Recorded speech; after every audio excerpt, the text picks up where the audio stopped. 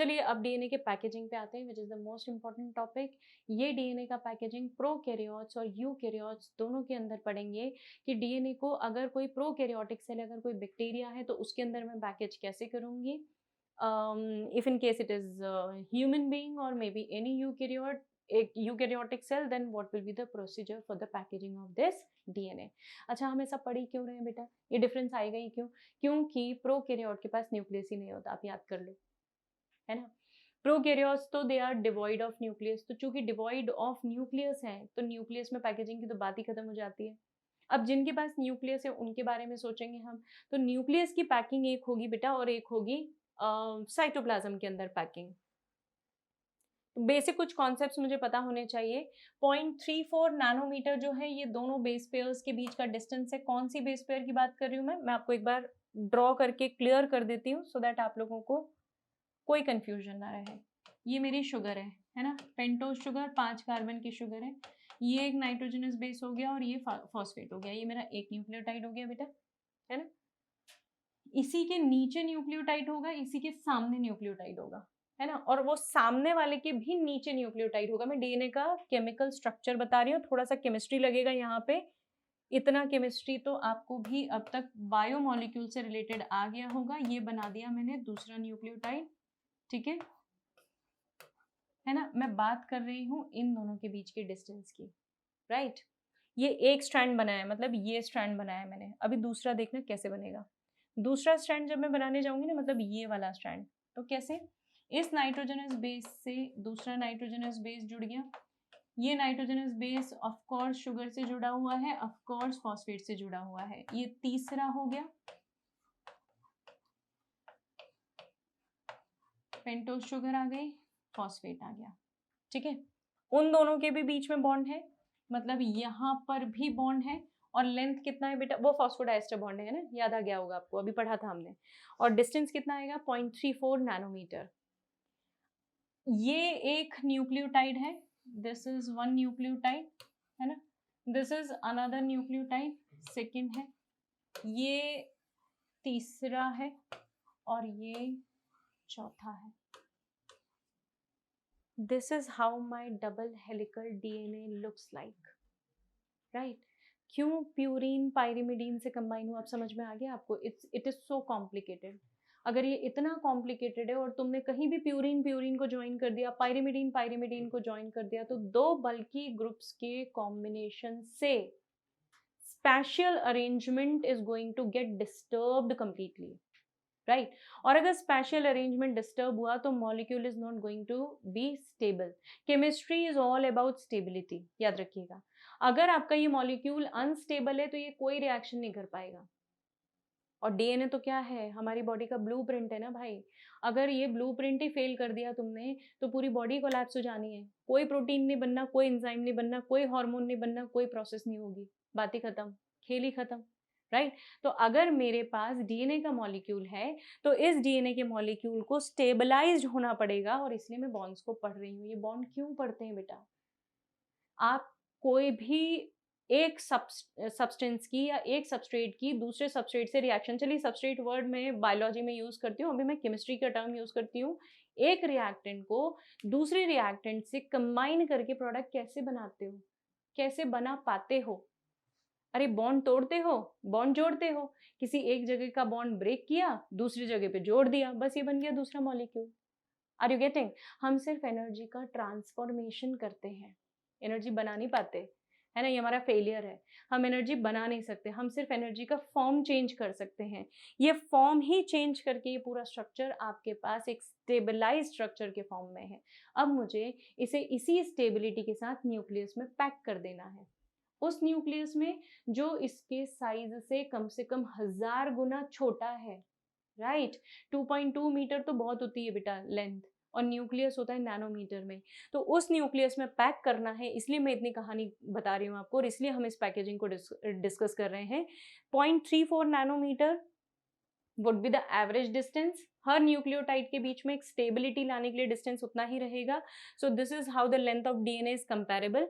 Human diploid cell के अंदर 2.2 metre, Escherichia coli के अंदर 1.36 millimetre, it is quite small, but हमारा वाला इज क्वाइट लेंदी।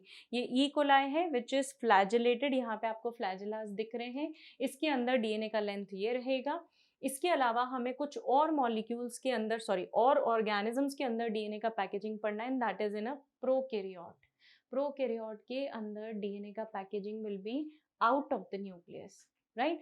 तो ये अगर सपोज डीएनए है मेरा, तो ये डीएनए पहले तो डबल हेलिकल है ना। उसके बाद इमेजिन करना बेटा, इस थ्रेड को मैंने और ट्विस्ट कर दिया, तो डबल हेलिकल में मैंने टर्न्स लगा दिए, फिर और इसको ट्विस्ट कर दिया। This is what is referred as super coiling, है ना। वो सुपर कॉइलिंग लूप्स आप यहाँ देख लो, ठीक है। बहुत सिंप्लीफाइड डायग्राम है, इतना सिंपल दिखता नहीं है ये। बीच में प्रोटीन है बेटा, और जो डीएनए है वो डबल हेलिकल होने के बाद ट्विस्ट है, फिर टर्न्ड है, तो इसलिए मुझे क्या मिली है, सुपर कॉइलिंग मिली है। So DNA is stabilised in the form of super coils in the nucleus, right. DNA को पैक करने के लिए हम इस डीएनए को कॉइल और उन कॉइल्स को भी सुपर कॉइल में कन्वर्ट करते हैं। स्ट्रक्चर ऐसा आता है, हमने डिस्कस किया है बेटा। इसमें जो सेंटर यूनिट है वो प्रोटीन की बनी हुई होती है। अब वो कौन से प्रोटीन होते हैं, क्या प्रोटीन्स होते हैं, वो हम डिस्कस करेंगे। तो कॉइलिंग एंड सुपर कॉइलिंग जो है, ये मेरे डीएनए को पैक करके रखने के लिए सबसे ज़्यादा हेल्पफुल है। और इसी तरीके से मैं एक बड़ा पीस ऑफ डीएनए को छोटे छोटे से सेगमेंट्स में स्टोर कर सकती हूँ, राइट। लेकिन इसे स्टोर करने के लिए मुझे कुछ स्पेसिफिक प्रोटीन्स की ज़रूरत पड़ती है, और उन प्रोटीन्स को हम बोलते हैं हिस्टोन प्रोटीन्स, राइट। तो हिस्टोन प्रोटीन्स जो हैं, दीज आर बेसिक प्रोटीन्स। इनमें कुछ अमीनो एसिड्स जैसे लाइसिन एंड एर्जिनाइन, ठीक है, लाइसिन एंड एर्जिनाइन जो है, ये बेसिक अमीनो एसिड्स इनमें सबसे ज़्यादा नंबर में प्रेजेंट होते हैं। और यही जो अमीनो एसिड्स है ना बेटा, ये अमीनो एसिड्स इस डीएनए को स्टेबिलिटी प्रोवाइड करते हैं। तो जब मैं इस डीएनए को किसी हिस्टोन प्रोटीन्स के ऑक्टामर पे या उस बॉल के ऊपर जब इसे रैप करती हूँ, तो ये डीएनए वहाँ पर बहुत ईजिली, बहुत अच्छे से स्टेबलाइज हो जाता है, पैक हो जाता है, right. So these are basic proteins which are histone proteins. और इसके अलावा कुछ नॉन हिस्टोन बेसिक प्रोटीन्स भी प्रेजेंट होते हैं। नॉन हिस्टोन एसिडिक प्रोटीन्स भी होते हैं बेटा। हिस्टोन्स बेसिक प्रोटीन्स हैं एंड नॉन हिस्टोन प्रोटीन्स भी होते हैं, जो कि इस डीएनए को कॉइल करने में मदद करते हैं या इस डीएनए को पैक करके रखने में मदद करते हैं। मेरे पास एक कॉम्पैक्ट स्ट्रक्चर है जो मैं किसी बैक्टीरिया के लिए या किसी प्रोकैरियोटिक सेल के लिए बात कर सकती हूँ। आपको पता है बैक्टीरिया के पास न्यूक्लियस नहीं होता बच्चों, है ना।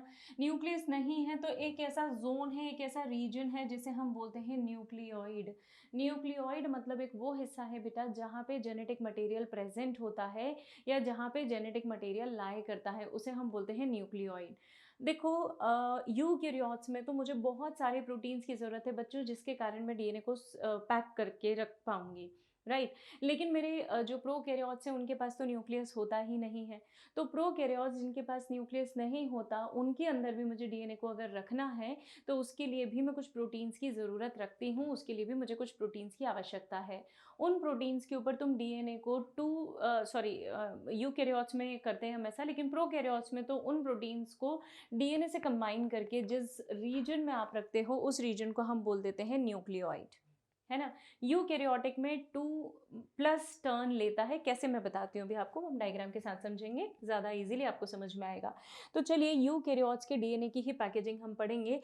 जैसा मैंने आपको बताया था, बेसिक प्रोटीन्स जो हैं, बेसिक अमीनो एसिड्स जो हैं, वो इन्हें ज़्यादा रिक्वायर्ड है। कुछ हिस्टोन प्रोटीन्स हैं जैसे H1, H2A, H2B और H3A, H3 एंड H4। ये जो प्रोटीन्स का कॉम्बिनेशन है, ये प्रोटीन्स का कॉम्बिनेशन से एक बॉल बन जाता है विच इज़ ऑक्टामर, मतलब 8 यूनिट्स। कौन कौन से हिस्टोन्स हैं ये याद रखना, एनसीईआरटी भी बोलती है बेटा। H1, H2A, H2B, 2 को हमने 2 में स्प्लिट किया है, 2A and 2B, H3 and H4. So this is how I have 5 different types of what shall I say, histone proteins, जिसमें 2 को स्प्लिट कर देना A और B में, और बाकी सब 1-1 में होंगे। ये जो हिस्टोन प्रोटीन्स है ना बच्चों, इन हिस्टोन प्रोटीन्स के ऊपर मैं डीएनए को क्या करती हूँ, टर्न करती हूँ, right. So this is how the complex is formed. अब अगर जो हिस्टोन ऑक्टामर की मैं बात करूं तो इस ऑक्टामर में 8 यूनिट्स, ये 5 प्रोटीन्स की 5 जो मेरे पास अमीनो एसिड्स हैं इनकी 8 यूनिट्स कैसे बनती हैं समझना मेरी बात। 2 कॉपीज ईच ऑफ H2A की 2 कॉपी, H2B की 2 कॉपी, 4 हो गया, 5 और 6 है ना, ये 6 का ग्रुप बन गया। और इस 2 2 4 5 और 6, ये 6 का जो ग्रुप बन गया, इस ग्रुप को हम न्यू बॉडी और कोर ऑफ न्यूक्लियोसोम बोलते हैं। ठीक है, कोर ऑफ न्यूक्लियोसोम मतलब ये एक्चुअली आपको एक बीडेड स्ट्रक्चर दिखाई देगा, ये ऐसा क्रोमैटिन बनेगा बेटा, उस क्रोमैटिन पे ये हिस्टोन के ऑक्टामर्स हैं, 8 यूनिट्स हैं। ठीक है, ये 8 यूनिट्स जो हैं इनके ऊपर आपका डीएनए जो है वो रैप अराउंड है, मोर देन 2 टर्न्स ये डीएनए उसके ऊपर रोटेट करता है और इस तरीके से पूरा डीएनए पैकेज हो जाता है। तो ये न्यू बॉडी है which is called as core of nucleosome, जहाँ पे 2 copies of all these histone proteins और यूनिट्स आर प्रेजेंट, राइट।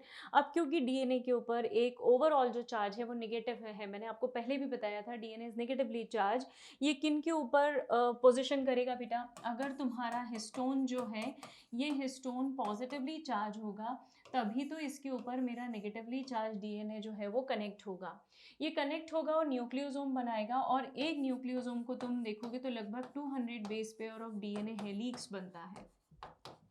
ठीक है, मतलब 200 बेस पेयर डीएनए के आपको किसी एक हिस्टोन ऑक्टामर पे दिखाई दे जाएंगे।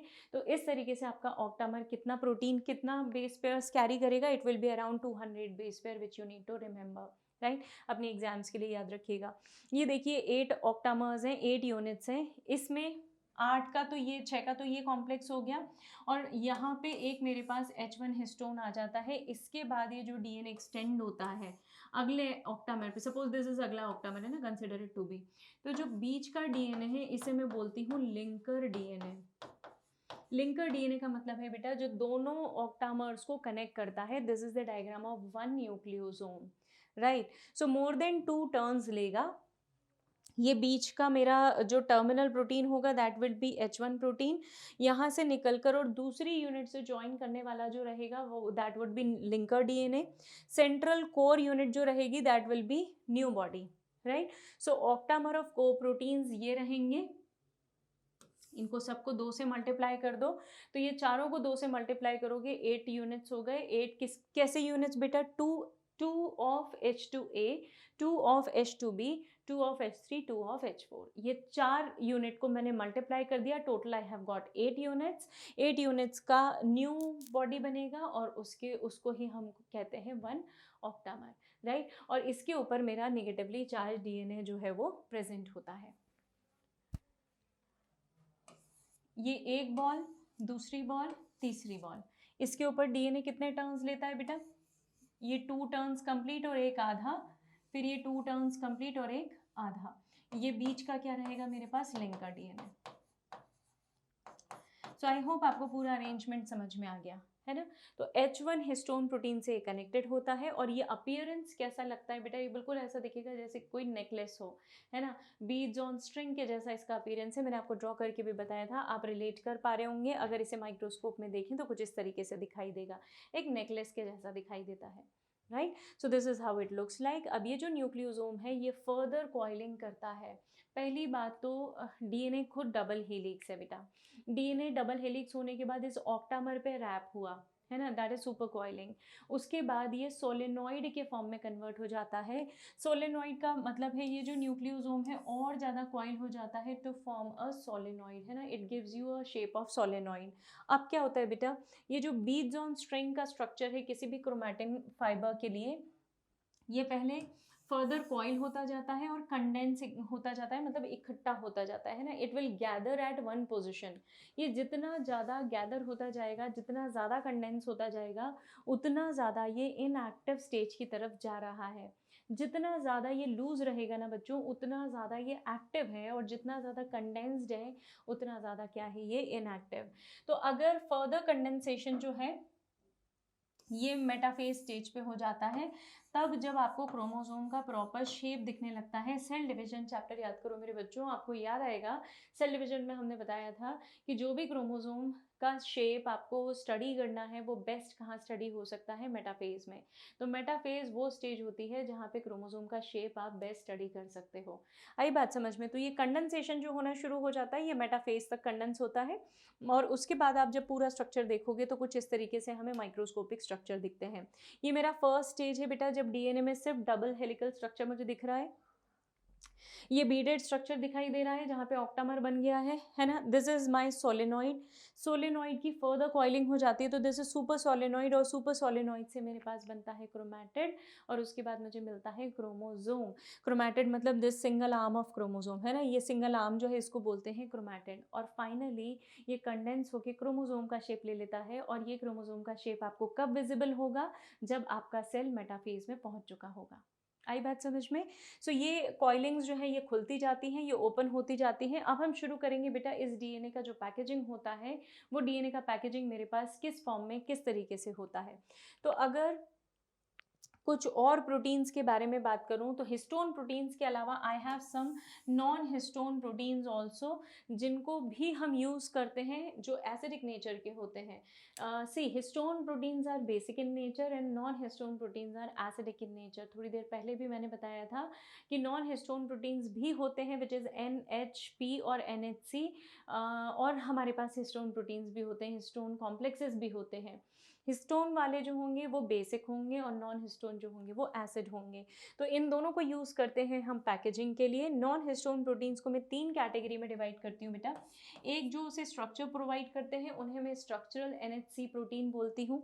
दूसरे जो प्रोटीन्स को बनाकर DNA पॉलीमरेज या RNA पॉलीमरेज जो है, जो फंक्शनल है, जो काम कर सकते हैं, ठीक है, उन्हें मैं फंक्शनल NHC प्रोटीन बोलती हूँ।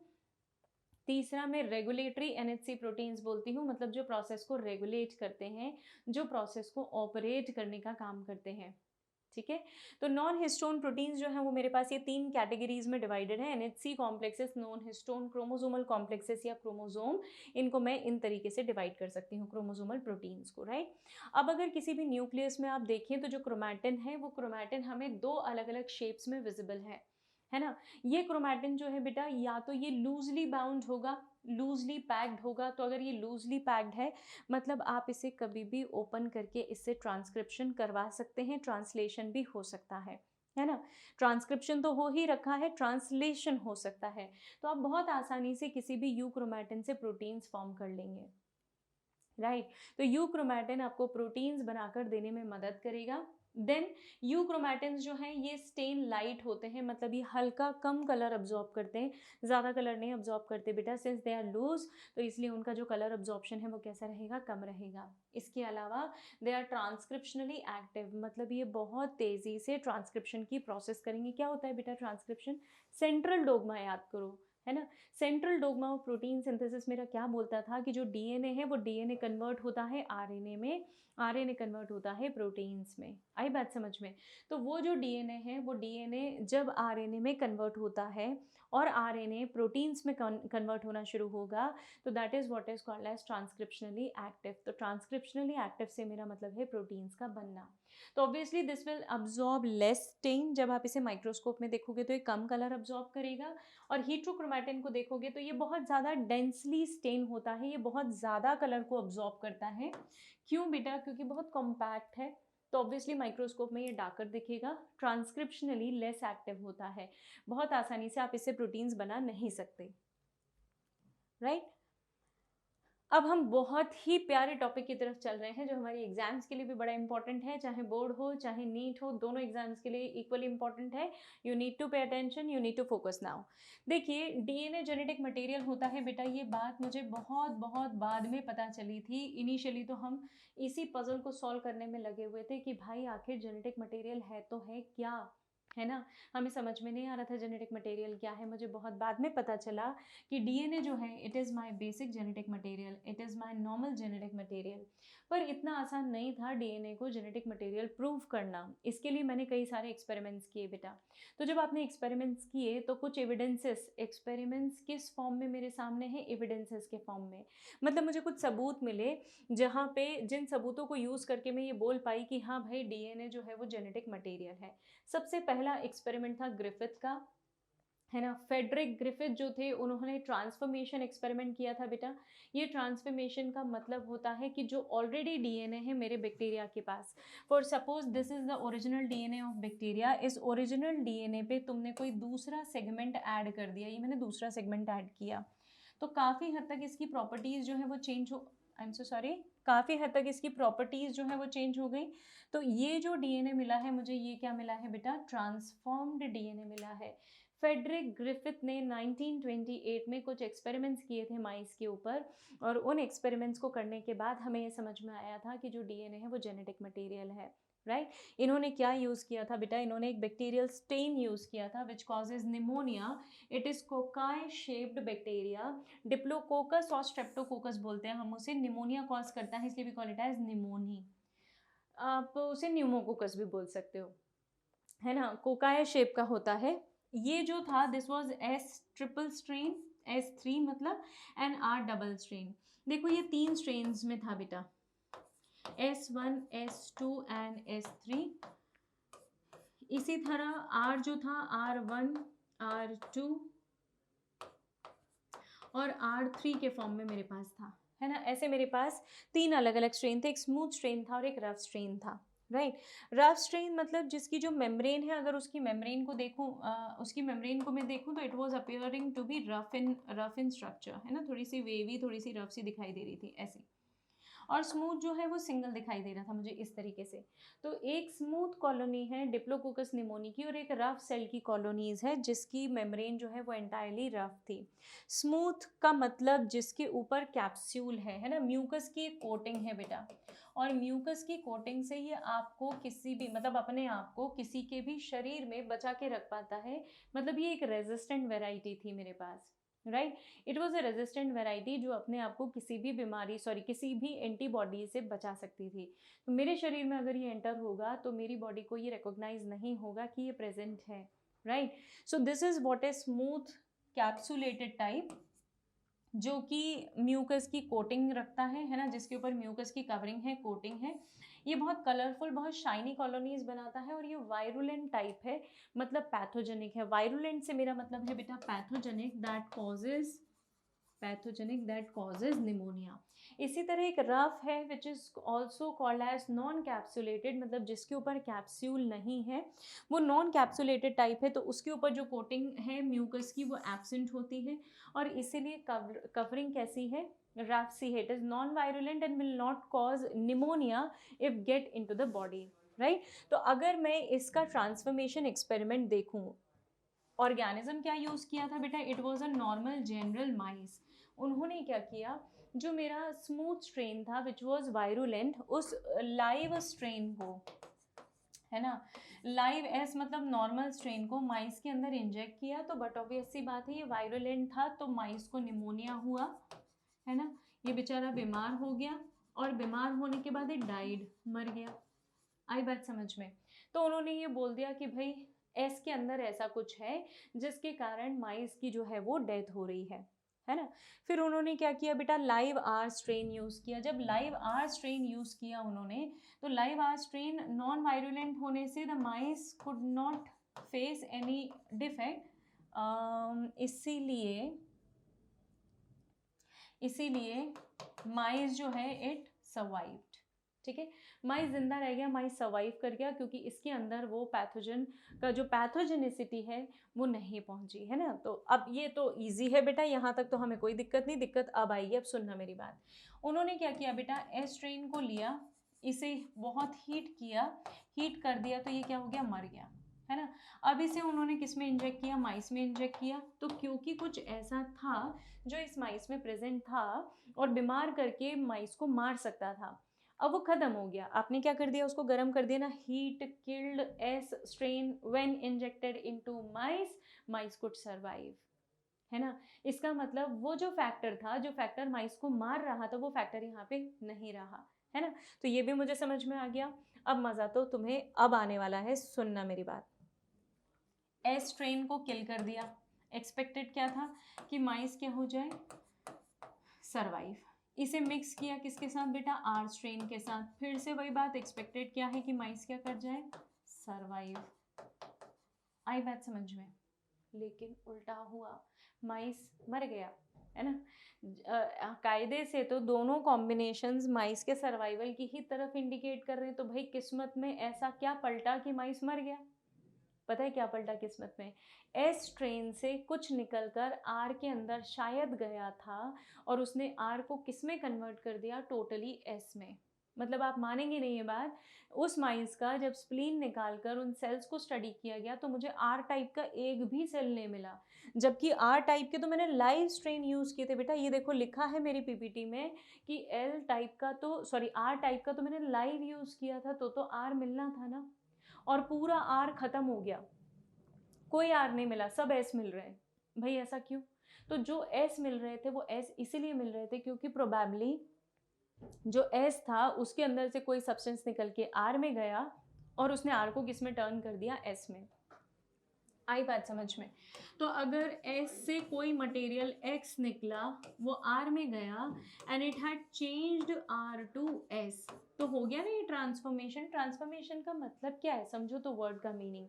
ट्रांसफॉर्मेशन का मतलब होता है बेटा बदलना, जो ऑलरेडी आपका फॉर्म है उस फॉर्म से ट्रांस में जाना, मतलब चेंज हो जाना, है ना। जमीन आसमान का अंतर होना इस ट्रांस। आई बात समझ में। तो क्या हुआ, एस के अंदर का कुछ जेनेटिक सब्सटेंस में भी, है ना। अभी मैं मे बी क्यों यूज़ कर रही हूँ, क्योंकि अभी ये खोज में है, अभी ये डिस्कवरी में चल रहा है, मतलब अभी तो हो चुका है लेकिन हमारी स्टडी में अभी डिस्कवरी में चल रहा है, इसलिए मैं बोल रही हूँ कि शायद ऐसा कुछ है जो कि एस से निकल के आर में गया, उसने आर को चेंज कर दिया, और आर किस में कन्वर्ट हो गया, एस में कन्वर्ट हो गया। और आर क्योंकि एस में कन्वर्ट हो गया, और मुझे पता है बच्चों की एस जो है वो वायरुलेंट है, उसने बकायदा अपना वही काम किया, उसने माइस को किल कर दिया। ठीक है, कंक्लूजन क्लियर है। कंक्लूजन और एक्सपेरिमेंट आपको क्लियर हो गया होगा, लेकिन अभी यहाँ से हम फाइनल उस रिजल्ट पे नहीं पहुँचे हैं जो मुझे ये कह दे कि मैम यहाँ पे तो जो आपने पूरी प्रोसेस की उससे साबित हो गया कि एस के अंदर से डीएनए निकल के क्या था। ठीक है, अभी हम उस कंक्लूजन पे नहीं पहुँचे हैं, तो मुझे अब देखना है कि यहाँ पे फाइनल कंक्लूजन क्या है। ये ओवरऑल समरी है बेटा, एक बार इसे देख लीजिए, आप चाहें तो स्क्रीनशॉट ले लीजिए। दिस इज ओवरऑल समरी जो मुझे ये बता रही है कि कैसे माइस के अंदर ट्रांसफॉर्मेशन हुआ है, ग्रिफिथ का एक्सपेरिमेंट हुआ था। आपको ये भी ध्यान रखना पड़ेगा कि ग्रिफिथ का एक्सपेरिमेंट किस पे हुआ था, मॉडल ऑर्गेनिज्म कौन सा था, स्ट्रेन कौन से थे, क्यों रफ थे, क्यों स्मूथ थे, कौन सा वायरुलेंट, कौन सा नॉन वायरुलेंट, चारों स्टेप्स एक साथ आपके सामने हैं। ठीक है, ये समरी थी। अब इसका कंक्लूजन क्या था बेटा, इसका कंक्लूजन हम इतना ही निकाल पाए थे जो मैंने आपको बताया, that something might have entered from moved from S and entered into R, so that R get transformed, है ना। और ये हो ना हो कुछ ऐसा ट्रांसफॉर्मिंग प्रिंसिपल है जिसने एक सेल को दूसरे सेल में चेंज कर दिया, जिसने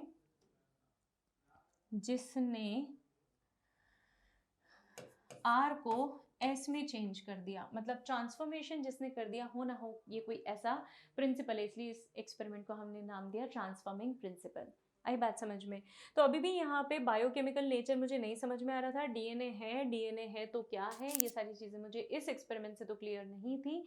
तो आगे चल के एक दूसरा एक्सपेरिमेंट हुआ बेटा जो बायोकेमिकल एक्सपेरिमेंट था, which was conducted by Avery MacLeod and McCarthy, जिन्होंने ये कंफर्म किया कि इस जेनेटिक मटेरियल का, ये इस ट्रांसफॉर्मिंग प्रिंसिपल का, कायदे से कहूँ तो ट्रांसफॉर्मिंग प्रिंसिपल का नेचर क्या है, राइट।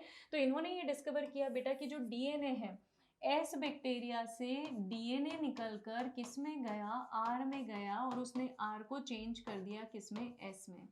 एस में चेंज हो गया तो एस हो गया मेरे लिए वायरुलेंट, और वायरुलेंट हो गया तो it started causing disease in the mice, and finally it resulted in the death of mice. आई बात समझ में। अब यहाँ पर कंफ्यूजन था कि तीनों में से क्या है। 3 मतलब बेटा प्रोटीन,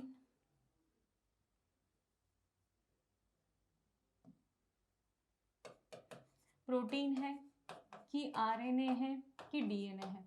अभी मुझे इन तीनों में से किसी का भी कुछ मालूम नहीं है कि इन तीनों में से कौन है जो कि निकलकर एक सेल से दूसरे सेल में गया है ना।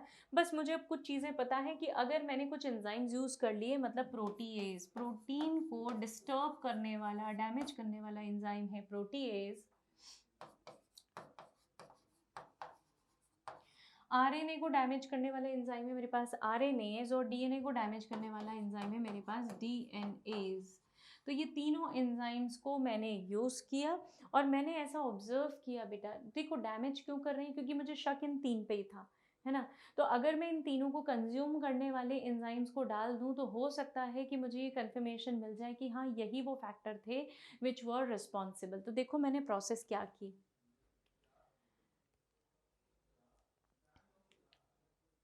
I show you. ये हमारे पास पूरा का पूरा इमेज है जहाँ पे, वेट, समझना मेरी बात को। क्या किया बेटा हमने, मैंने सेल्स का मिक्सचर लिया और 3 अलग अलग टेस्ट ट्यूब्स में सारे सेल्स को डाल दिया। तो तीनों टेस्ट ट्यूब में सेल जो हैं वो तो पड़े हुए हैं, है ना।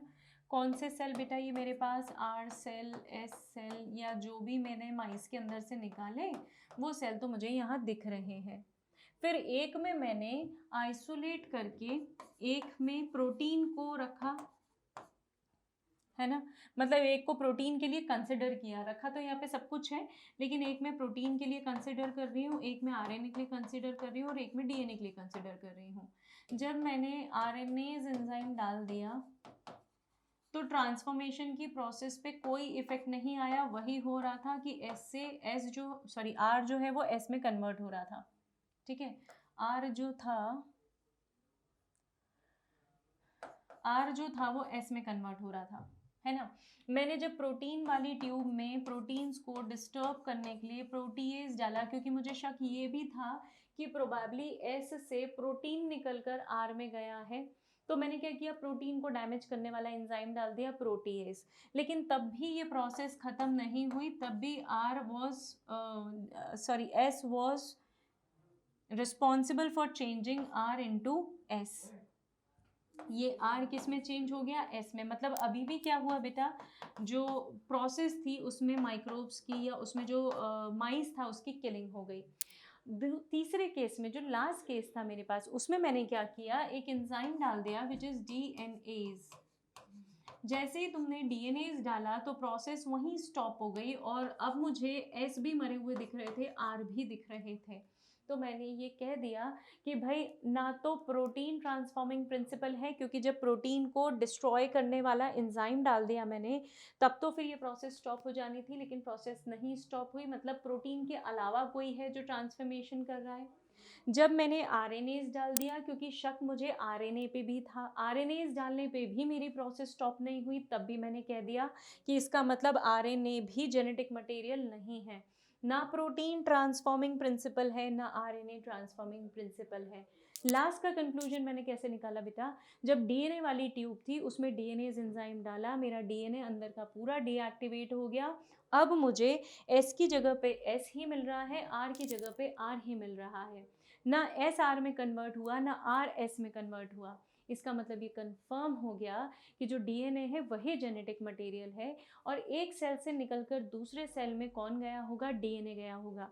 मतलब क्या हुआ होगा बेटा, ये मैंने एस लिया था, इसे किल करने के लिए इसे मैंने हीट दिया तो ये मर गया, दैट इज़ ट्रू। इसकी मेम्ब्रेन जो है डिस्टर्ब हो गई, इसकी प्रॉपर्टीज़ जो है वो चेंज हो गई, पर इसका डीएनए चेंज नहीं हुआ। और क्योंकि इसका डीएनए चेंज नहीं हुआ तो आपने जब इसे गर्म किया, मेम्ब्रेन की प्रॉपर्टी खत्म, membrane is vanished now, membrane खत्म हो गई है। और अब जो डीएनए एक्सपोज हुआ है इसका, वो डीएनए एक्सपोज होने के कारण किस में एंटर हो गया बेटा, आरएनए में, सॉरी आर सेल में एंटर हो गया। ये आर के अंदर घुस गया। आर के अंदर जैसे ही एस का डीएनए घुसा, है ना, आर क्या है, बॉडी है, एस क्या है, आत्मा। तो इस आर के अंदर जब एस की आत्मा गई, आर भी एस में कन्वर्ट हो गया। मतलब अब आर भी कैसा हो गया, वायरुलेंट हो गया, जो कि वो नहीं था पहले। और बस ऐसा होते ही जहाँ पे आर बन गया, मतलब आर एस में कन्वर्ट हो गया, वहाँ पे ट्रांसफॉर्मेशन हो गया, और जहाँ ट्रांसफॉर्मेशन हो गया वहाँ पे मेरा सेल जो है वो डैमेज हो गया, मर गया। This is how we concluded that DNA is the genetic material. लेकिन अभी भी डीएनए है जेनेटिक मटेरियल, ये साइंटिफिक कम्युनिटी एक्सेप्ट कर चुकी थी काफ़ी हद तक, लेकिन अब यहाँ पे कुछ बायोकेमिकल एक्सपेरिमेंट्स भी मुझे करने पड़ेंगे ताकि मैं कंफर्म कह दूँ कि हाँ भाई डीएनए ही जेनेटिक मटेरियल है। ये लास्ट इमेज और देख लीजिए जो मैंने अभी आपको थोड़ी देर पहले बताई थी। अब आप इस इमेज को कोरिलेट कर पा रहे होंगे, पीछे की थ्योरी कॉन्सेप्ट मैंने आपको सब कुछ बता दिया कि हमने क्या क्या फ्रैक्शंस लिए थे, प्रोटीन का फ्रैक्शन, आरएनए का फ्रैक्शन, डीएनए का फ्रैक्शन। दो के फ्रैक्शंस में कुछ नहीं हुआ था, आखिरी फ्रैक्शन में जो मेरा एस सेल है वो कन्वर्ट हो गया था किसमें, सॉरी आर सेल है वो कन्वर्ट हो गया था किसमें, एस सेल में, and the conclusion was drawn that DNA is the genetic material, right. So Griffith के एक्सपेरिमेंट के बाद जो फाइनल प्रूफ था कि डीएनए ही जेनेटिक मटेरियल है, that was basically done by another experiment, set of experiments, right. यहाँ पे हमने ये प्रोटीन और डीएनए के बीच का कंफ्यूजन दूर करके ये फाइनल कर दिया कि डीएनए ही जेनेटिक मटेरियल है। जो ऑर्गेनिज्म यूज किया एक्सपेरिमेंट के लिए, दैट वाज बैक्टीरियोफेज। बैक्टीरियोफेज का मतलब होता है वायरस दैट ईट्स बैक्टीरिया, ठीक है। ऐसा वायरस जो बैक्टीरिया को कंज्यूम करता है उसे हम बैक्टीरियोफेज बोलते हैं। ये टर्म हमने पहले भी सुना हुआ है, नया नहीं है हमारे लिए। इस बैक्टीरियोफेज को यूज़ किया गया, क्यों यूज़ किया गया इसका भी कारण समझिएगा। ये जो वायरस है बच्चों, ये वायरस एक ऐसा वायरस है जिसे हम इजीली स्टडी कर सकते हैं ऑन द बैक्टीरियाज। इसका जो होस्ट है वो बैक्टीरिया है, बैक्टीरिया को आप इजीली कल्चर कर सकते हो, वायरसेस को नहीं कर सकते। ये ध्यान रखिएगा, हम वायरसेस को कल्चर नहीं कर सकते। आपके दिमाग में क्वेश्चन आएगा कि मैम जब वायरसेस को हम देख नहीं सकते, कल्चर नहीं कर सकते, तो इन वायरसेस को मैं यूज़ कैसे कर रही हूँ एक्सपेरिमेंट में। तो बैक ऑफ द माइंड रखिएगा कि मैं बैक्टीरिया यूज़ कर रही हूँ, उस बैक्टीरिया के लिए मैंने कल्चर यूज़ किया है, उस पर मेरा वायरस या उस पर मेरा बैक्टीरियोफेज जो है वो ग्रो कर रहा है, राइट। तो ये जो बैक्टीरियोफेज वायरस है, T2 बैक्टीरियोफेज यूज़ किया गया था और स्पेशली कल्चर्ड था। कैसे, मैं आपको बताती हूँ। ये किस होस्ट के ऊपर रिलाई करता है, एस्चेरिचिया कोलाई, जो कि फिलहाल मेरे पास नॉन पैथोजेनिक स्ट्रेन है। एस्चेरिचिया कोलाई के भी दो स्ट्रेन होते हैं बच्चों, एक पैथोजेनिक होता है और एक नॉन पैथोजेनिक स्ट्रेन होता है। This is non pathogenic. ये वायरस क्योंकि कैप्सिड का बना हुआ है, रिमेंबर वन थिंग, वायरस के पास जो मेन चीज होती है वो होती है इसकी कैप्सिड, इसकी प्रोटीन की कवरिंग। इसके अलावा इसके पास ये होते हैं टेल फाइब्रस, जिसकी मदद से किसी होस्ट के ऊपर, किसी बैक्टीरिया के ऊपर अपने आप को फिक्स करता है, अटैच करता है, राइट। तो अगर ये मेरा बैक्टीरियोफेज है, इस बैक्टीरियोफेज के पास यहाँ पे जेनेटिक मटेरियल प्रेजेंट है, ऊपर एक कोटिंग है, कवरिंग है, विच इज कैप्सिड। इस कैप्सिड के अंदर जो जेनेटिक मटेरियल है वो मेरे इस बैक्टीरियोफेज को सर्वाइव करने में मदद करेगा। अब देखना क्या होगा जब ये बैक्टीरियोफेज किसी बैक्टीरिया को इन्फेक्ट करेगा। ये मेरा बैक्टीरिया है, इस बैक्टीरिया को जब इन्फेक्ट करेगा ना, तो सिर्फ इसका डीएनए इस बैक्टीरिया के अंदर एंटर कर जाएगा। So only DNA enters in the bacteria. ये डीएनए मल्टीप्लाई करेगा बेटा, रेप्लिकेट करेगा, और ये डीएनए अपनी कॉपीज बना लेगा, मतलब जो छोटे नए वायरल पार्टिकल्स हैं वो फॉर्म हो जाएंगे, राइट। और जो बैक्टीरिया का जीनोम है, उस बैक्टीरिया के जीनोम को हम डॉर्मेंट कर देंगे, बैक्टीरिया का जीनोम खत्म हो जाएगा, and only the genome of this virus will survive. It will form multiple copies, मतलब ये मेरे पास कई सारे बैक्टीरियोफेजेस बन गए और इनके अंदर ही इनका जेनेटिक मटेरियल प्रेजेंट है। अब एक समय क्या होगा बेटा, ये बैक्टीरिया बर्स्ट हो जाएगा, सारे के सारे वायरल पार्टिकल रिलीज हो जाएंगे, और अब ये जहाँ भी इन्फेक्शन करेंगे वहाँ पे ये नया प्रोड्यूस करने वाले हैं, राइट। तो ये बेसिक एक आउटलाइन हो गई। जो कोट होता है, जो कैप्सिड होता है, that is made up of protein, और जो न्यूक्लिक एसिड है that is DNA, that is made up of phosphorus. You know that. तो अब यहाँ से हम अपने एक्सपेरिमेंट्स की तरफ बढ़ रहे हैं। प्रोटीन में सल्फर प्रेजेंट होता है बेटा, है ना। सो प्रोटीन में सल्फर होगा और डीएनए में क्या प्रेजेंट होगा, फॉस्फोरस प्रेजेंट होगा। तो अब देखिए हमने एक्सपेरिमेंट कैसे किया। ये अनइक्विवोकल प्रूफ था। क्यों अनइक्विवोकल प्रूफ मैं इसे कह रही हूँ, क्योंकि इस एक्सपेरिमेंट के होने के बाद कोई शंका ही नहीं रह गई, कोई ऑब्जेक्शंस ही नहीं रह गए कि डीएनए जेनेटिक मटेरियल है कि प्रोटीन जेनेटिक मटेरियल है। ये फाइनल हो गया, ये कंफर्म हो गया that this is the genetic material. Right. So anyways unequivocal proof था कि डीएनए जेनेटिक मटेरियल है। हर्शे एंड चेज ने बैक्टीरियोफेजेस के ऊपर काम किया था। तो 1952 में हर्शे एंड चेज ने इन बैक्टीरियोफेजेस को यूज़ किया। कैसे यूज़ किया बेटा? इन्हें रेडियो एक्टिव सल्फर और रेडियो एक्टिव फॉस्फोरस में कल्चर करके। बात फिर वही आ गई ना, वायरस को तो कल्चर नहीं कर सकते, तो इनके होस्ट को कल्चर किया गया। तो जो ई कोलाई था, इसको मैंने कई जनरेशन्स तक सल्फर और फॉस्फोरस जो कि मेरे पास रेडियो एक्टिव थे, उनके अंदर हमने इसे कल्चर किया काफ़ी लंबे समय तक, राइट। जब इन्हें बहुत लंबे समय तक इन मीडियम में कल्चर किया, तो बैक्टीरिया के अंदर जो प्रोटीन था उसके अंदर रेडियो एक्टिव सल्फर आ गया, और जो न्यूक्लिक एसिड था उसके अंदर रेडियो एक्टिव फॉस्फोरस आ गया। ऐसा होने से प्रोटीन्स में रेडियो एक्टिविटी दिखने लग गई, और डीएनए में भी जो है वो रेडियो एक्टिविटी जो है वो दिखने लगी।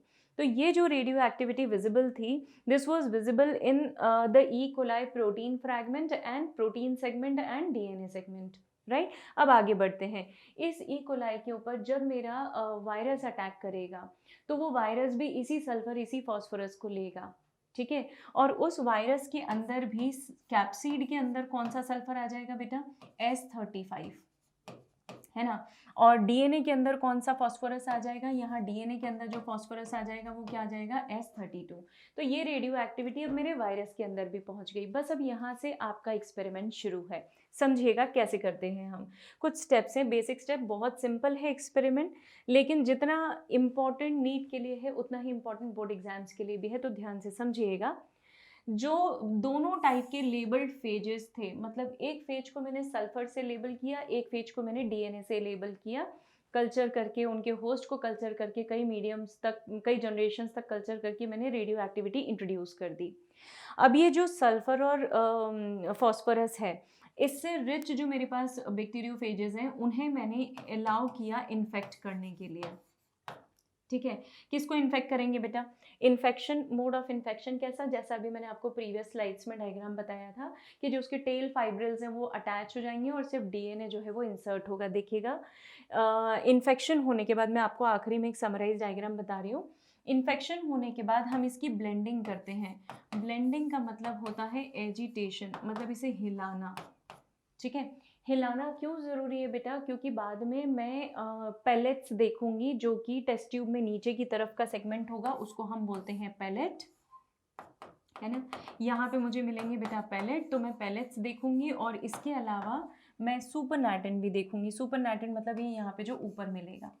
तो मुझे क्या करना है बेटा? जो कैप्सीड है वो कैप्सीड लाइट वेट का होता है, हल्का होता है। कैप्सीड हल्का होने के कारण ऊपर रहेगा, है ना, it is light in weight. और जो डीएनए है वो डीएनए कैसा होता है बेटा? डीएनए हेवियर होने के कारण, since DNA is heavier, it will settle at the bottom. Pellet के फॉर्म में मिल जाएगा आपको डीएनए, राइट। तो हम कैप्सिड और डीएनए दोनों को अलग अलग कर लेंगे एजिटेशन से, क्योंकि मुझे दोनों का इंटरफेरेंस एक साथ नहीं चाहिए। अगर तुमने कैप्सिड को डीएनए के साथ, बैक्टीरिया के साथ अटैच ही रखा ना बेटा, तो क्या प्रॉब्लम हो जाएगी? वो कैप्सिड प्लस बैक्टीरिया, ये दोनों एक ही जगह जाके सेगमेंट में नीचे बैठ जाएंगे, और रिजल्ट आपका गड़बड़ाने वाला है, ठीक है। तो मैंने क्या किया? एजिटेट करके, हिला के दोनों को सेपरेट कर दिया है, दोनों को अलग अलग कर दिया है। तो वायरस और बैक्टीरिया का कॉन्टैक्ट मैंने दूर कर दिया है बाय ब्लेंडिंग। ब्लेंडिंग करने के बाद मैं एक सेंट्रीफ्यूगल फोर्स सेंट्रीफ्यूगल फोर्स लगाती हूँ। जिस सेंट्रीफ्यूगल फोर्स में क्या होता है, जो मेरी टेस्ट ट्यूब्स है ना, आप टेस्ट ट्यूब्स या एपेंड्रॉफ भी यूज़ कर सकते हैं, छोटी छोटी सी वायल्स होती हैं। एपेंड्रॉफ ट्यूब तो 1.5 ml की स्ट्रेंथ की होती है, कैपेसिटी की होती है, आई मीन। टेस्ट ट्यूब्स बड़ी छोटी दोनों साइज़ की अवेलेबल हैं हमारे पास। तो आप इन्हें एपेंड्रॉफ में रखकर इसे सेंट्रीफ्यूज करिए, मतलब जब इसके ऊपर सेंट्रीफ्यूगल फोर्स लगेगा, तो जो हेवियर पार्टिकल्स है वो नीचे बैठ जाएंगे और लाइटर पार्टिकल्स फ्लोट होकर ऊपर रह जाएंगे, राइट। तो स्पिन करना किस पे बेटा? हाई स्पीड पे स्पिन करना। और ये हाई स्पीड पे स्पिन करने के प्रोसेस को हम बोलते हैं सेंट्रीफ्यूगेशन, ठीक है। हाई स्पीड पे स्पिन करने की प्रोसेस को हम बोलते हैं सेंट्रीफ्यूगेशन। और इसके कारण क्या होगा? वो जो पार्टिकल्स हैं वो सब क्या हो जाएंगे? सेपरेट हो जाएंगे, सेग्रीगेट हो जाएंगे, राइट। तो सेंट्रीफ्यूगेशन आपने किया, अब सेंट्रीफ्यूगेशन होने के बाद ज़रा रिजल्ट देखिएगा क्या आया है। ये टेस्ट ट्यूब है, सेंट्रीफ्यूगेशन के बाद यहाँ पे पैलेट्स दिखाई देंगी, ठीक है। ये पैलेट्स जो हैं, क्योंकि डीएनए हेवियर है तो डीएनए नीचे बैठ गया। यहाँ पे जो रेडियो एक्टिविटी मुझे दिखाई देने लगी वो P32 की दिखाई देने लगी, ठीक है। फॉस्फोरस 32 जो है वो नीचे सेटल हो गया, मतलब डीएनए जो है वो नीचे सेटल हो गया। और आपने एजिटेट किया, हिला दिया, हिला देने से कैप्सिड अलग रह गए थे बेटा। तो जो कैप्सिड है वो कहाँ पे मिलेंगे आपको, कैप्सिड आपको यहाँ पे ऊपर की तरफ मिलना शुरू हो जाएंगे। So capsid started getting I mean float on the surface, है ना। और फॉस्फोरस जो है, फॉस्फोरस कंटेनिंग डीएनए जो है वो नीचे सेटल हो जाएगा, नीचे सेडिमेंट होकर बैठ जाएगा। आई बात समझ में। तो कैप्सिड के अंदर ऐसा क्या था जो निकलकर दूसरे सेल में गया, दैट वाज डीएनए। क्योंकि जब तुमने बैक्टीरिया को सेंट्रीफ्यूज किया, उस पूरे सोल्यूशन को सेंट्रीफ्यूज किया, तो बैक्टीरिया के साथ डीएनए एसोसिएटेड था और वो नीचे बैठा। इसका मतलब वायरस से सिर्फ डीएनए गया है, प्रोटीन नहीं गया है। प्रोटीन नहीं गया है और इसलिए प्रोटीन कहाँ पे प्रेजेंट है, सुपरनाटेंट में प्रेजेंट है। आई बात समझ में। सो आफ्टर सेंट्रीफ्यूगेशन ये रिजल्ट था मेरे पास, रेडियो एक्टिव प्रोटीन जो कि सल्फर से लेबल्ड था, ये आउटसाइड द बैक्टीरियल सेल्स मिला, मतलब मीडियम में मिला, ऊपर फ्लोट होने लगा, मतलब सुपरनाटेंट के फॉर्म में दिखाई देने लगा। और जो डीएनए था, लेबल डीएनए जो था वो नीचे सेटल हो गया। और नेक्स्ट जनरेशन के फेज में भी वो डीएनए पास ऑन, मतलब जो नेक्स्ट जनरेशन के फेज थे उनके अंदर भी वो डीएनए ही पास ऑन हुआ।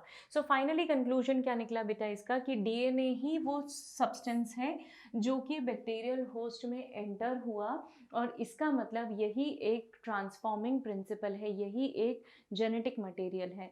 क्योंकि प्रोटीन बाहर रह गया और सिर्फ डीएनए एंटर किया, इसका मतलब DNA is the genetic material, और वायरस का पार्ट क्या रह गया, कैप्सिड ओनली। जेनेटिक पार्ट या जो जेनेटिक सब्सटेंस था वो किसका पार्ट हो गया, आफ्टर इन्फेक्शन बैक्टीरिया का पार्ट हो गया। बैक्टीरिया ने खुद के लिए तो यूज़ नहीं किया, लेकिन उस डीएनए ने बैक्टीरियल सेल्स को यूज़ किया अपने मल्टीप्लिकेशन के लिए। वो रैपिडली मल्टीप्लाई किया और उसने काफ़ी सारी अपनी कॉपीज़ जो हैं वो डेवलप कर दी। See this is the exact schematic diagram of bacteriophages showing you infection। कैसे देखिएगा, ये एक बैक्टीरियोफेज है जिसमें सल्फर है जो प्रोटीन में प्रेजेंट है, ये एक बैक्टीरियोफेज है जिसमें फॉस्फोरस है ना, जो कि डीएनए में प्रेजेंट है। एक बैक्टीरियोफेज जिसके कैप्सिड में रेडियो एक्टिविटी है, उसे इस बैक्टीरिया से बैक्टीरिया पे इन्फेक्ट करवाया, और जिसमें रेडियो एक्टिविटी डीएनए में थी उसको इस बैक्टीरिया से इन्फेक्ट करवाया। This was first step, infection. उसके बाद हमने की है बेटा ब्लेंडिंग। ब्लेंडिंग मतलब उसको हिला दिया, तो देखिए ये कैप्सिड अलग हो गए और डीएनए अलग हो गए, ये दोनों अलग अलग घूम रहे हैं। Similarly it will happen there also. उसके बाद हमने क्या किया है, हमने इसको सेंट्रीफ्यूज किया है, तो हमें अनलेबल्ड बैक्टीरियोफेजेस और लेबल्ड बैक्टीरियोफेजेस पैलेट्स और सुपरनेटेंट के फॉर्म में मिले। ये सुपरनेटेंट में लेबल्ड कैप्सिड्स थे, और जो मेरा पैलेट था उसके अंदर क्या था, लेबल्ड डीएनए था। तो इस तरीके से कंफर्म हो गया that DNA is the genetic material, right. अब अगर कोई भी जेनेटिक मटेरियल है तो उसके अंदर क्या ऐसे फीचर्स होने चाहिए जिन फीचर्स से आप उसे बेस्ट जेनेटिक मटेरियल बोलोगे। So we will talk about those things one by one. सबसे पहले तो कोई भी genetic material should be able to replicate, है ना।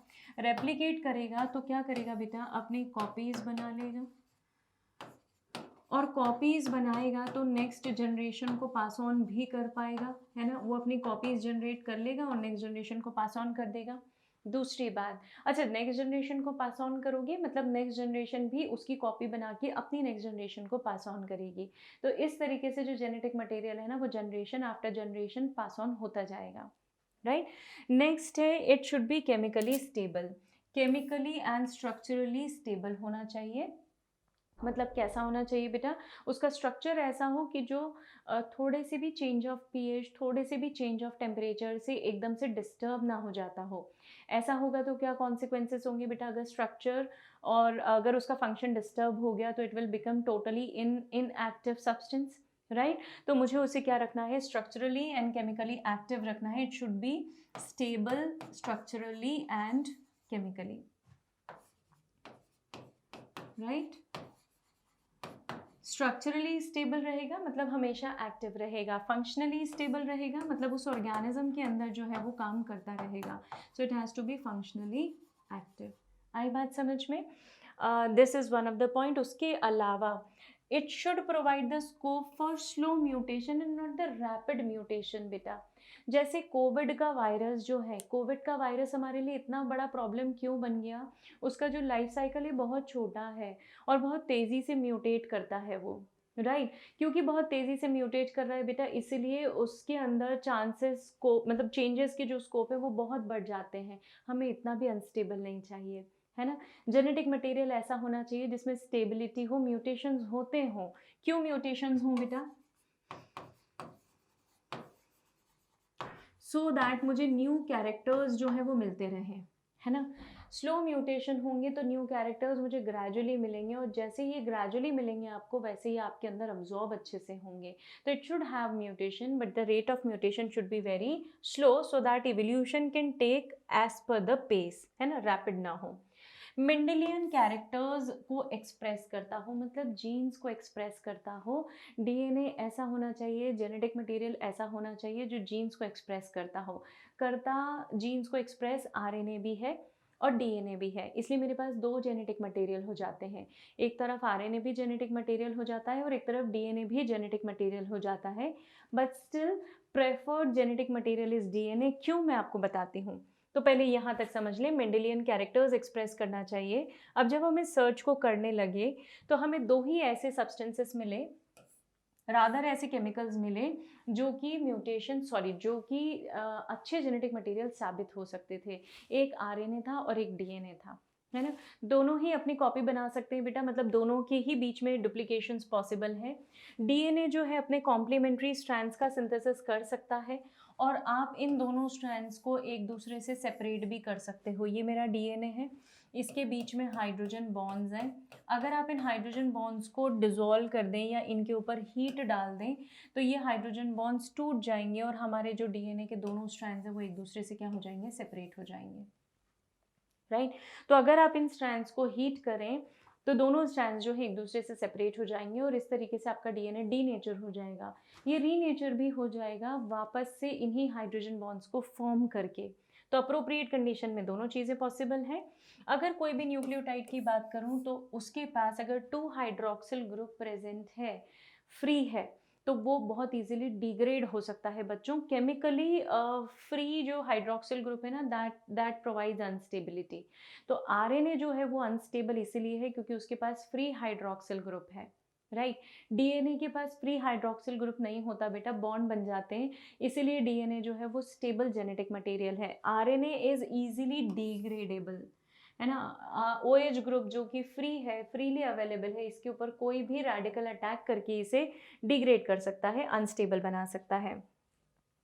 आरएनए इसीलिए केमिकली एक्टिव है ना। सिर्फ एक आरएनए जो है, वैसे सारे आरएनए कहना चाहिए जो जितने भी एंजाइम्स हैं ना वो सब प्रोटीन्स हैं, लेकिन सिर्फ एक ऐसा है, एक आरएनए ऐसा है जो एंजाइम जैसा बिहेव करता है and that is called as ribozyme. ये याद रखिएगा, एक आरएनए जो कैटलिस्ट जैसा बिहेव करता है वो राइबोजाइम है, जबकि सारे कैटलिस्ट, बायो कैटलिस्ट का नेचर कैसा है, प्रोटीन। सिर्फ एक का ही आरएनए बेस्ड नेचर है and that is ribozyme, you need to remember that. तो इस तरीके से आरएनए और डीएनए में जब हम दोनों में कंपैरिजन करते हैं तो न्यूक्लिक एसिड में बेटर न्यूक्लिक एसिड मेरे पास डीएनए बचता है, तो DNA is the best nucleic acid. देखिए कंपैरिजन है आरएनए डीएनए का, फटाफट देखेंगे, हमने इसके बारे में बात की हुई है। डीएनए में बेस थाइमीन होता है और आरएनए में उसके बेस से, उसके अगेंस्ट जो बेस है वो यूरेसिल होता है।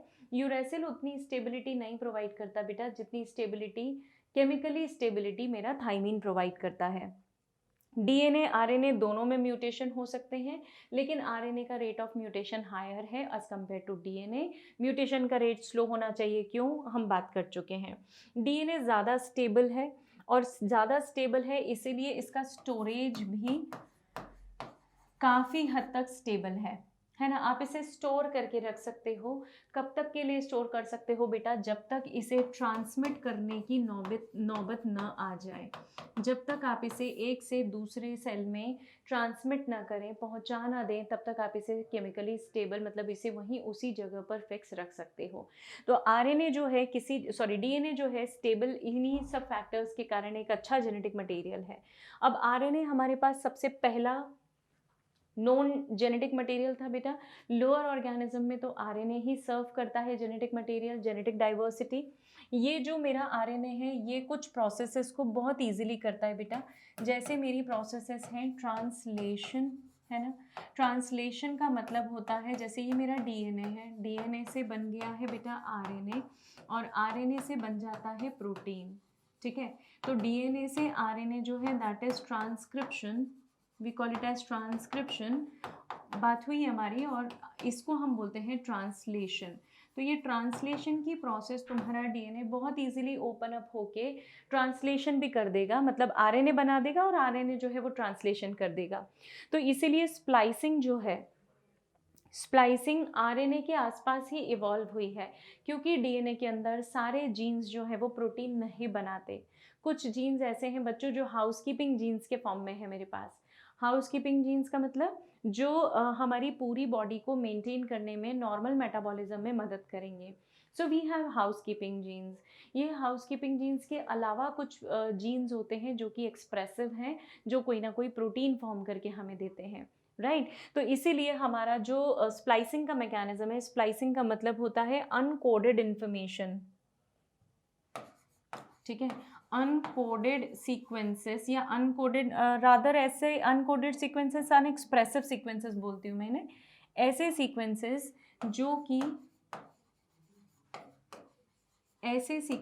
जो कि कोई प्रोटीन नहीं बनाते हैं, है ना, उन सीक्वेंसेस को मैं बोलती हूँ इंट्रॉन्स।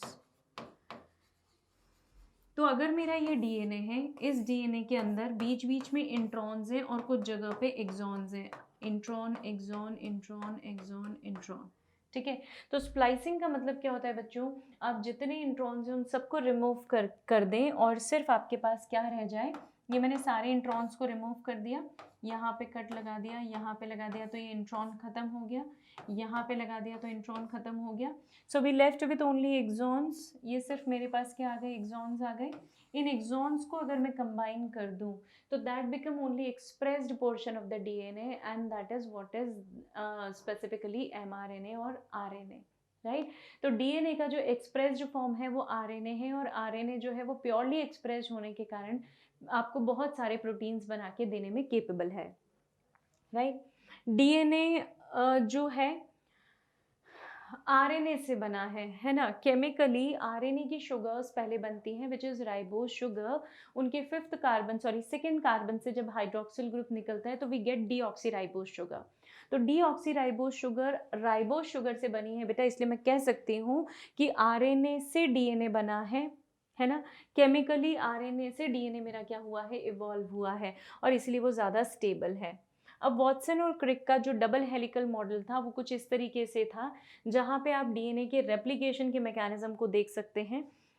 वॉटसन क्रिक के मॉडल से हम रेप्लिकेशन बेस्ट स्टडी कर सकते हैं। तो अब हम रेप्लिकेशन की ही तरफ बढ़ रहे हैं बच्चों। रेप्लिकेशन की जो पूरी स्कीम है वो देखेंगे। उसके पहले बैकग्राउंड में कुछ चीज़ें आपको पता होनी चाहिए। डीएनए का दोनों स्ट्रैंड जब सेपरेट होता है तो एक स्ट्रैंड जो है, सिंगल स्ट्रैंड जो है मेरे पास, ये टेम्पलेट के जैसा काम करता है ना। और इस टेम्पलेट स्ट्रैंड के बेसिस पे हमारा दूसरा डीएनए का स्ट्रैंड बनता है विच इज कॉम्प्लीमेंट्री स्ट्रैंड। आई बात समझ में? तो आप इन दोनों स्ट्रैंड्स में से एक स्ट्रैंड को टेम्पलेट मान लीजिए। तो यहाँ पे कौन सा टेम्पलेट होगा बेटा? This is template and this is template. इसके बेसिस पे जो दूसरा स्ट्रैंड बन रहा है मेरे पास, वो स्ट्रैंड ये बन रहा है ना। ये देखिए, ये न्यूक्लियोटाइड्स आके यहाँ पे अटैच हुए। This is the new strand and this is the new DNA, entire double stranded DNA. तो डीएनए में दोनों स्ट्रैंड सेपरेट होते हैं पहले तो, और एक स्ट्रैंड टेम्पलेट का काम करता है, और एक स्ट्रैंड जो है वो न्यूली सिंथेसाइज स्ट्रैंड के फॉर्म ले लेता है। राइट। और इसी तरह हमारे डीएनए का जो डुप्लीकेशन होता है, आई मीन जो डुप्लीकेशन है वो पॉसिबल होता है। ये डीएनए का डुप्लीकेशन ना ऐसा नहीं है बेटा कि तुम्हारे पास ये डीएनए था, इसने बस 2 कॉपीज बना दी, ऐसा नहीं है। हमने डीएनए को ओपन किया, उसका एक स्ट्रैंड अलग किया और दूसरा स्ट्रैंड इसके बेसिस पे कॉम्प्लीमेंट्री बना दिया, कुछ इस तरीके से, ऐसा। ठीक है, तो ये जो मेरा है ये मेरा कॉम्प्लीमेंट्री डीएनए है। फाइन। सेमी कंजर्वेटिव मॉडल बोलते हैं इसे। सेमी कंजर्वेटिव मॉडल से मेरा मतलब है बेटा जहाँ पे एक स्ट्रैंड पुराना है और एक स्ट्रैंड नया है, ऐसे स्ट्रैंड को या ऐसे डीएनए को मैं सेमी कंजर्वेटिव मॉडल बोलती हूँ और यही मेरे डीएनए रेप्लिकेशन में पार्टिसिपेट करता है।